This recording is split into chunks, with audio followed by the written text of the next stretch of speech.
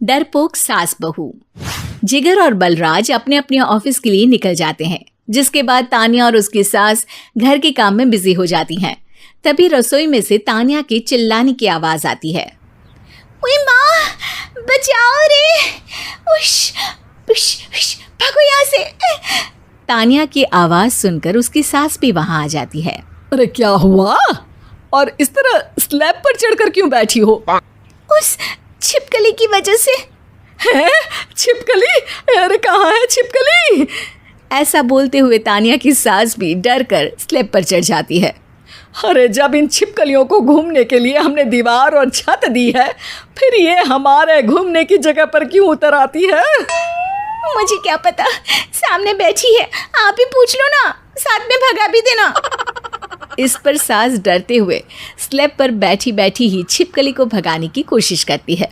हुश, हुश, हुश, अरे जा ना, वापस अपने घर जा।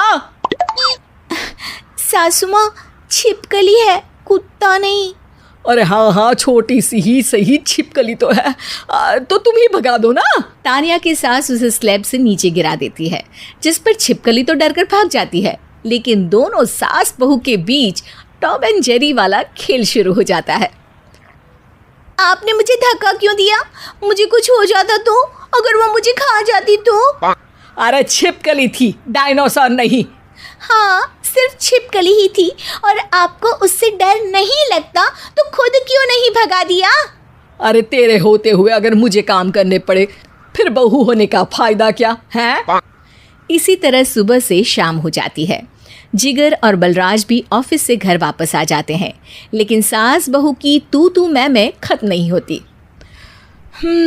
आज इस सभा का मुद्दा क्या है? मम्मी ने मुझे छिपकली के सामने फेंक दिया। अरे वाह मेरे डरपोक, मुझ पर 30 साल से शेरनी जैसे हुक्म चला रही हो और एक छिपकली से डर गई। इस पर दोनों बाप बेटे हंसने लगते हैं, जिसे देखकर सास बहू एक दूसरे की शक्ल देखते हुए अब अपनी लड़ाई भूलकर उनसे लड़ना शुरू कर देती हैं। अरे आप ना ज्यादा बत्तीसी ना दिखाओ, नहीं तो शेरनी के एक पंजे से 32 के 32 दांत बाहर निकल आएंगे। अपनी माँ की इस बात पर अब जिगर अपने पापा को देखकर हंसने लगता है। अरे क्यों पापा, आ गया स्वाद। अभी आपको भी आएगा स्वाद।